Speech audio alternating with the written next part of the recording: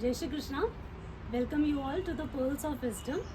आज हम लोग बात करेंगे आदि शंकराचार्य के बारे में। आदि शंकराचार्य जो भी हमारा सनातन धर्म आज हम जान रहे हैं, सुन रहे हैं, ये सिर्फ आदि शंकराचार्य की देन है।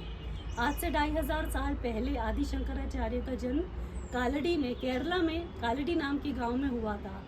और आदि शंकराचार्य ने 8-9 वर्ष की उम्र में ही सारे वेदों का पाठांतर कर लिया था। उस छोटी उम्र में उनकी माँ दूर नदी में गांव के पास जाकर पानी भर कर लाती थी, तो अपनी माता की पीड़ा देखकर आदि शंकराचार्य ने अपनी तप की सिद्धि से पूरे नदी का डायरेक्शन चेंज कर दिया था। तो कोई साधारण पुरुष नहीं थे आदि शंकराचार्य, शिव का अवतार कहा जाता है।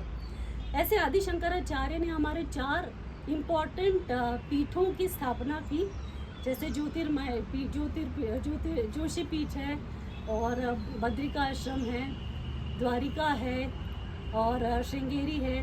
तो ऐसे 4 अलग अलग जगह उन्होंने ज्ञान के पीठ स्थापित किए। जितना वेद हम लोग आज पढ़ सकते हैं सिर्फ आदि शंकराचार्य के कारण हुआ है। और मनोबुद्धि अहंकार चित्तानिनाहम, ये निर्वाणाष्टकम उस वक्त आदि शंकराचार्य ने गाया था जब वो अपने गुरु की खोज में निकले थे। और 8 साल का बच्चा अपने गुरु की गुफा के बाहर जाकर आवाज़ लगा रहे, तो गुरु ने पूछा तुम कौन हो? तब आदि शंकराचार्य ने अपना परिचय दिया था, जिसको हम निर्वाणाष्टकम कहते हैं। तो शिवोहम शिवोहम शिवोहम, ये ज्ञान की देन देने वाले आदि शंकराचार्य अद्वैत ज्ञान के बारे में, और जो हमारे 5 मुख्य देवी देवता है हिंदू धर्म में, उनके बारे में अलग अलग सुंदर सुंदर स्तोत्रमों की रचना करी। भाष्य ब्रह्मसूत्र पर, भगवद गीता पर, श्रीमद् भागवत पर, इतना कुछ आदि शंकराचार्य ने हम लोगों को दिया है कि हमारे पीढ़ियाँ दर पीढ़ियाँ हम कृतज्ञ हैं, क्योंकि बिना आदि शंकराचार्य के हम लोग इस ज्ञान से वंचित रह जाते। आदि शंकराचार्य को साक्षात शिव भगवान के दर्शन हुए थे। जब आदि शंकराचार्य उन्होंने कई बार हमारे भारत की परिक्रमा करी और कई जगह जा जाकर वो शास्त्रार्थ करते थे। वेदों, जब बहुत सारा ज्ञान फैल गया, बहुत सारे दूसरे धर्म आकर सनातन धर्म जब लुप्त होने लगा, तब आदि शंकराचार्य ने पूरे भारत भ्रमण का बीड़ा उठाया और जगह जगह जाकर वो वेदों के ऊपर शास्त्रार्थ करते थे, और जितने लोगों का अज्ञान था उसको दूर कर कर अपनी तरफ, अपने सनातन धर्म की ओर लोगों को मोड़ते थे। मंडन मिश्र के साथ आदि शंकराचार्य का शास्त्रार्थ बहुत ही फेमस है। और ऐसे ही कई जगह उन्होंने जगह जगह पे शास्त्रार्थ किया।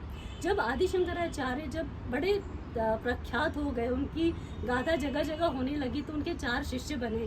और एक बार काशी में वो लोग जा रहे थे, तब भगवान शिव के उनको दर्शन हुए।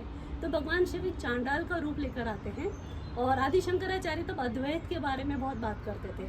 तो शिव ने आकर उनको पूछा कि उनके जो शिष्य थे, उन्होंने उनको जो चांडाल को देखकर बोला हटो हटो। तो आदि शंकराचार्य को शिव पूछते हैं कि हे सन्यासी, किसको हटने के लिए बोल रहे हो, आत्मा को या शरीर को? और तभी आदि शंकराचार्य को ज्ञात हुआ कि ये साधारण चांडाल नहीं है, ये तो साक्षात शिव है। तो ऐसे महान आदि शंकराचार्य का जन्मदिन अभी अभी हुआ था, आर्द्रा नक्षत्र अक्षय तृतीया के दिन।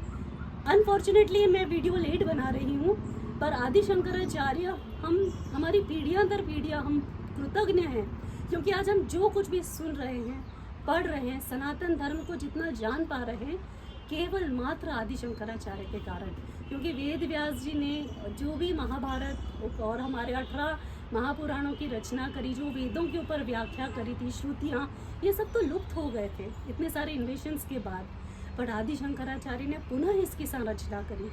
तो हम सब लोग घर घर में जितने स्तोत्र, कनकधारा स्तोत्र की रचना करने वाले आदि शंकराचार्य, जहाँ उन्होंने गरीब के घर कनकधारा स्तोत्रम गाया और सोने की आंवले की वर्षा हुई।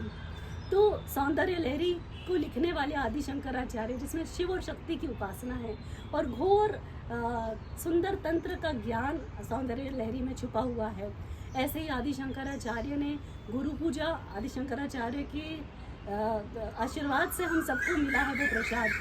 तो हम सब बड़े कृतज्ञ हैं आदि शंकराचार्य के लिए, और ऐसे हमारे आदि गुरु को हमारा नमन है, हमारा कोटि कोटि प्रणाम है। जय श्री कृष्ण।